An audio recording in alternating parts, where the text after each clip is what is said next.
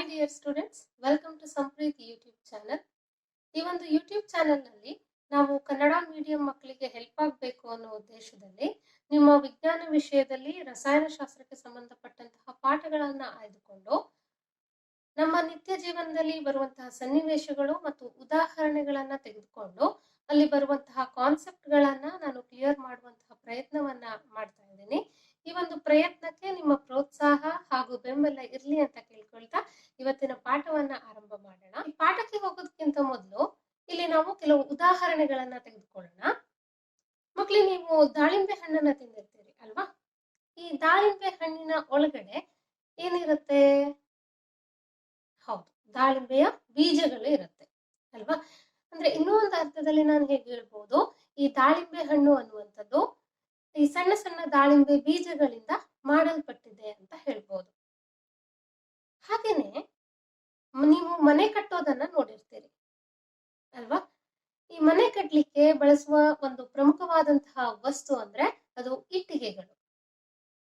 ಈ ಸಣ್ಣ ಸಣ್ಣ ಇಟ್ಟಿಗೆಗಳನ್ನ ಸೇರಿಸಿ ಗೋಡೆಗಳನ್ನ ಕಟ್ತಾರೆ. ಹಲವಾರು ಗೋಡೆಗಳು ಸೇರ್ಬಿಟ್ಟು ಒಂದು ಮನೆ ಆಗುತ್ತೆ ಅಲ್ವಾ? ಹಾಗೇನೆ ನಾವು ಇನ್ನೊಂದು ಉದಾಹರಣೆಯನ್ನ ತೆಗೆದುಕೊಳ್ಳೋಣ. ಈ ದಪ್ಪದಾದಂತಹ ಸೆಣಬಿನ ಹಗ್ಗವನ್ನ ಕಲ್ಪನೆ ಮಾಡ್ಕೊಳ್ಳಿ ಮಕ್ಕಳೇ. ಈ ಸೆಣಬಿನ ಹಗ್ಗವನ್ನ ಹೇಗ್ ಮಾಡಿರ್ತಾರೆ? ಚಿಕ್ಕದಾದಂತಹ ಸೆಣಬಿನ ದಾರಗಳನ್ನ ಚೆನ್ನಾಗಿ ಹೊಸದ್ಬಿಟ್ಟು ಈ ದಪ್ಪದಾದಂತಹ ಒಂದು ಸೆಣಬಿನ ಹಗ್ಗವನ್ನ ಮಾಡಿರ್ತಾರೆ ಅಲ್ವಾ? ಹೀಗೆ ಈ ಮೇಲಿನ ಎಲ್ಲಾ ಉದಾಹರಣೆಗಳಲ್ಲೂ ಕೂಡ ಆ ಎಲ್ಲಾ ವಸ್ತುಗಳು ಅವುಗಳದ್ದೇ ಆದಂತಹ ಚಿಕ್ಕ ಘಟಕಗಳಿಂದ ಮಾಡಲ್ಪಟ್ಟಿರುತ್ತೆ. ಇದೇ ಈ ಚಿಕ್ಕ ಘಟಕಗಳನ್ನ ನಾವೇನಂತ ಕರಿತೀವಿ? ಇದನ್ನ ನೀವು ಹಿಂದಿನ ತರಗತಿಗಳಲ್ಲೇ ಕಲ್ತಿದ್ದೀರಿ ಅಲ್ವಾ? ಹೌದು, ಇದನ್ನ ಕಣಗಳು ಅಂತ ಕರಿತೀವಿ. ಅಂದ್ರೆ ನಾವು ನೋಡುವಂತಹ ನಮ್ಮ ಸುತ್ತಮುತ್ತಲಿರುವಂತಹ ಪ್ರತಿಯೊಂದು ವಸ್ತುಗಳು ಕೂಡ ಈ ಕಣಗಳಿಂದ ಮಾಡಲ್ಪಟ್ಟಿರುತ್ತೆ. ಹಾಗಾದ್ರೆ ಈ ಕಣಗಳನ್ನ ನಾವು ವಿಜ್ಞಾನ ಭಾಷೆಯಲ್ಲಿ ಏನಂತ ಕರಿತೀವಿ? ಅದು ಯಾವ ರೂಪದಲ್ಲಿರುತ್ತೆ ವಸ್ತುಗಳಲ್ಲಿ? ಈ ಎಲ್ಲಾ ವಿಚಾರಗಳನ್ನ ನಾವು ವಿವರವಾಗಿ ಇವತ್ತಿನ ಪಾಠವಾದಂತಹ ಪರಮಾಣುಗಳು ಮತ್ತು ಅಣುಗಳು, ಅದನ್ನ ಇಂಗ್ಲಿಷ್ ನಲ್ಲಿ ಆಟಮ್ಸ್ ಅಂಡ್ ಮಾಲಿಕ್ಯೂಲ್ಸ್ ಅಂತ ಕರಿತೀವಿ. ಈ ಒಂದು ಪಾಠದಲ್ಲಿ ನಾವು ವಿವರವಾಗಿ ತಿಳ್ಕೊಳ್ತಾ ಹೋಗೋಣ. ಸರಿ ಅಲ್ವಾ ಮಕ್ಕಳೇ? ನೋಡಿ ಮಕ್ಕಳೇ, ದ್ರವ್ಯಗಳ ವಿಭಜನೆ ಅಂದ್ರೆ ವಸ್ತುಗಳನ್ನ ವಿಭಜನೆ ಮಾಡೋದು, ಇವುಗಳಿಗೆ ಸಂಬಂಧಪಟ್ಟಂತೆ ಭಾರತದಲ್ಲಿ ಕ್ರಿಸ್ತಪೂರ್ವ 500ರಷ್ಟು ಹಿಂದೆನೆ ಅನೇಕ ತತ್ವಜ್ಞಾನಿಗಳು ತಮ್ಮದೇ ಆದಂತಹ ನಿಲುವುಗಳನ್ನ, ಅಭಿಪ್ರಾಯಗಳನ್ನ ವ್ಯಕ್ತಪಡಿಸಿದ್ದಾರೆ. ಅವರಲ್ಲಿ ಮೊದಲಿಗರು ಯಾರು ಅಂದ್ರೆ ಮಹರ್ಷಿ ಕಣಾದ ಅನ್ನುವಂತಹ ಒಬ್ಬ ತತ್ವಶಾಸ್ತ್ರಜ್ಞ. ಈ ಮಹರ್ಷಿ ಕಣಾದರವರು ಈ ವಸ್ತುಗಳ ವಿಭಜನೆಗೆ ಸಂಬಂಧಪಟ್ಟಂತೆ ಏನ್ ಹೇಳ್ತಾರೆ?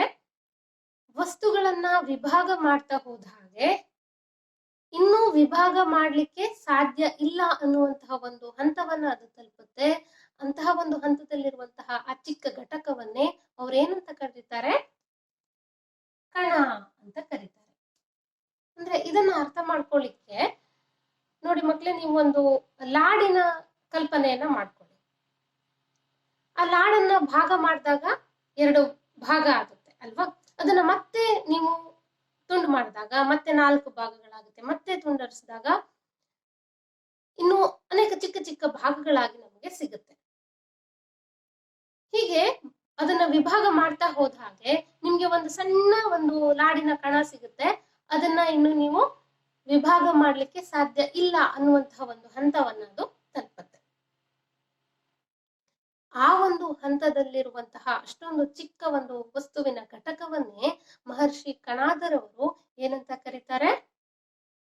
ಗುಡ್, ಕಣ ಅಂತ ಕರೀತಾರೆ. ಅದನ್ನ ಇಂಗ್ಲಿಷ್ ನಲ್ಲಿ ಪಾರ್ಟಿಕಲ್ಸ್ ಅಂತ ಕರಿತೀವಿ.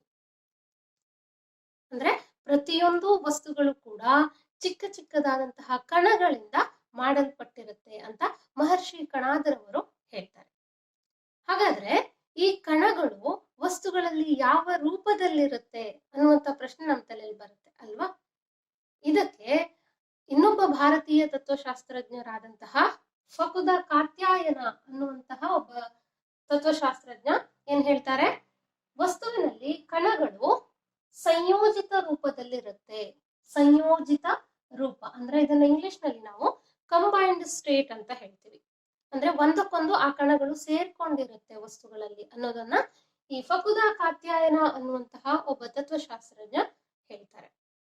ಹಾಗನೆ ಗ್ರೀಕ್ ಮೂಲದ ಇನ್ನೊಬ್ಬ ತತ್ವಶಾಸ್ತ್ರಜ್ಞರಾದಂತಹ ಡೆಮೋಕ್ರಿಟಸ್ ಮತ್ತು ಲಿಸಿಪಸ್ ಅನ್ನುವಂಥವ್ರು ಈ ವಸ್ತುಗಳಲ್ಲಿರುವಂತಹ ಕಣಗಳನ್ನೇ ಅವ್ರೇನ್ ಹೇಳ್ತಾರೆ, ಆಟಮ್ಸ್ ಅಂತ ಒಂದು ಹೊಸದಾದಂತಹ ಶಬ್ದದಿಂದ ಕರೀತಾರೆ. ಅಂದ್ರೆ ಅದನ್ನ ಕನ್ನಡದಲ್ಲಿ ಪರಮಾಣುಗಳು ಅಂತ ಕರಿತೀವಿ. ಅಂದ್ರೆ ಪ್ರತಿಯೊಂದು ವಸ್ತುಗಳು ಕೂಡ ಪರಮಾಣುಗಳಿಂದ ಮಾಡಲ್ಪಟ್ಟಿದೆ ಅನ್ನುವಂಥದ್ದನ್ನ ಈ ಡೆಮೋಕ್ರಿಟಸ್ ಮತ್ತು ಲಿಸಿಪಸ್ ಅನ್ನುವಂತಹ ತತ್ವಶಾಸ್ತ್ರಜ್ಞರು ಹೇಳ್ತಾರೆ. ಹಾಗಾದ್ರೆ ಈ ಮೂರೂ ತತ್ವಶಾಸ್ತ್ರಜ್ಞರು ಹೇಳಿರುವಂತಹ ಹೇಳಿಕೆಗಳೇನಿದೆ ಇದು ಯಾವುದೇ ಪ್ರಯೋಗಗಳನ್ನ ನಡೆಸಿ ಹೇಳಿರುವಂತಹ ಅಂಶಗಳಲ್ಲ. ಇದು ಕೇವಲ ತತ್ವಶಾಸ್ತ್ರದ ಆಧಾರದ ಮೇಲೆ ಹೇಳಿರುವಂತಹ ಹೇಳಿಕೆಗಳು. ಇದಕ್ಕೆ ಯಾವುದೇ ಪ್ರಯೋಗಗಳನ್ನ ನಡೆಸಿ ಹೇಳಿರುವಂತಹ ಅಂಶಗಳಲ್ಲ. ಇದಕ್ಕೆ 18ನೇ ಶತಮಾನ ಅಂದ್ರೆ ನಮ್ಮ ಮುತ್ತಜ್ಜರ ಅಪ್ಪನ ಕಾಲ ಇರ್ಬೋದು, ಆ ಕಾಲದಲ್ಲಿ ಅನೇಕ ವಿಜ್ಞಾನಿಗಳು ತಮ್ಮದೇ ಆದಂತಹ ವೈಜ್ಞಾನಿಕ ಪ್ರಯೋಗಗಳನ್ನು ನಡೆಸಿ ಅನೇಕ ಪ್ರಯೋಗಾತ್ಮಕ ಹೇಳಿಕೆಗಳನ್ನ ಅಂಶಗಳನ್ನ ಹೇಳಿದ್ದಾರೆ. ಹಾಗಾದ್ರೆ ಯಾವೆಲ್ಲ ವಿಚಾರಗಳು ಈ ವಿಜ್ಞಾನಿಗಳು ಹೇಳಿದ್ದಾರೆ ಅನ್ನುವಂತಹ ಎಲ್ಲ ವಿಚಾರಗಳನ್ನ ನಾವು ಪಾಠದಲ್ಲಿ ನೋಡ್ತಾ ಹೋಗೋಣ. ಇಲ್ಲಿವರೆಗೆ ಮಕ್ಕಳೇ ನಾವು ಏನೇನ್ ತಿಳ್ಕೊಂಡ್ವಿ? ನಾವು ನೋಡುವಂತಹ ಪ್ರತಿಯೊಂದು ವಸ್ತುಗಳು ಕೂಡ ಚಿಕ್ಕ ಘಟಕಗಳಿಂದ ಮಾಡಲ್ಪಟ್ಟಿರುತ್ತೆ. ಈ ಚಿಕ್ಕ ಘಟಕಗಳನ್ನ ಮಹರ್ಷಿ ಕಣಾದ್ರವ್ರು ಏನಂತ ಕರೀತಾರೆ? ವೆರಿ ಗುಡ್, ಕಣ ಅಂತ ಕರೀತಾರೆ. ಅಂದ್ರೆ ಪ್ರತಿಯೊಂದು ವಸ್ತುಗಳು ಕೂಡ ಚಿಕ್ಕ ಚಿಕ್ಕ ಕಣಗಳಿಂದ ಮಾಡಲ್ಪಟ್ಟಿರುತ್ತೆ. ಹಾಗೇನೆ ಇದೇ ಕಣಗಳನ್ನ ಈ ಡೆಮೋಕ್ರಿಟಸ್ ಮತ್ತು ಲಿಸಿಪಸ್ ಏನಂತ ಕರೀತಾರೆ? ವೆರಿ ಗುಡ್, ಪರಮಾಣುಗಳು ಅಂತ ಕರೀತಾರೆ. ಅಂದ್ರೆ ಪ್ರತಿಯೊಂದು ವಸ್ತುಗಳು ಕೂಡ ಈ ಪರಮಾಣುಗಳಿಂದ ಮಾಡಲ್ಪಟ್ಟಿರುತ್ತೆ, ಚಿಕ್ಕ ಚಿಕ್ಕದಾದಂತಹ ಪರಮಾಣುಗಳಿಂದ ಮಾಡಲ್ಪಟ್ಟಿರುತ್ತೆ ಅನ್ನುವಂಥದ್ದನ್ನ ನಾವು ಇಲ್ಲಿವರೆಗೆ ತಿಳ್ಕೊಂಡ್ವಿ ಅಲ್ವಾ? ಈಗ ನಮ್ಮ ತಲೆಯಲ್ಲಿ ಏನ್ ಪ್ರಶ್ನೆ ಬರುತ್ತೆ, ಈ ಪರಮಾಣುಗಳು ಚಿಕ್ಕದಾಗಿರುವಂತಹ ಘಟಕಗಳು ವಸ್ತುವಿನಲ್ಲಿರುವಂಥದ್ದು ಅಲ್ವಾ? ಹಾಗಾದ್ರೆ ಇವು ಎಷ್ಟು ಚಿಕ್ಕ ಇರುತ್ತೆ? ಇವುಗಳ ಗಾತ್ರ ಏನು? ಇವುಗಳನ್ನ ನಾವು ಅಳಿಬಹುದಾ? ಅಥವಾ ಇದನ್ನ ಬರಿಗಣ್ಣಿನಿಂದ ಈ ಪರಮಾಣುಗಳನ್ನ ನಾವು ನೋಡ್ಬಹುದಾ? ಈ ರೀತಿಯಾದಂತಹ ಹಲವಾರು ಪ್ರಶ್ನೆಗಳು ನಮಗೆ ತಲೆಯಲ್ಲಿ ಬರುತ್ತೆ ಅಲ್ವಾ? ಪರಮಾಣುಗಳ ಗಾತ್ರ ಏನು ಹಾಗಾದ್ರೆ ಅನ್ನುವಂಥದ್ದು. ಇದಕ್ಕೆ ನಾವು ಮುಂದಿನ ವಿಡಿಯೋದಲ್ಲಿ ಉತ್ತರವನ್ನ ಕಂಡುಕೊಳ್ಳೋಣ ಮಕ್ಕಳೇ. ಈ ವಿಡಿಯೋ ನಿಮ್ಗೆ ಇಷ್ಟ ಆಗಿದ್ರೆ ಲೈಕ್ ಮಾಡಿ, ಶೇರ್ ಮಾಡಿ ಮತ್ತೆ ಸಬ್ಸ್ಕ್ರೈಬ್ ಮಾಡಿ. Thank you.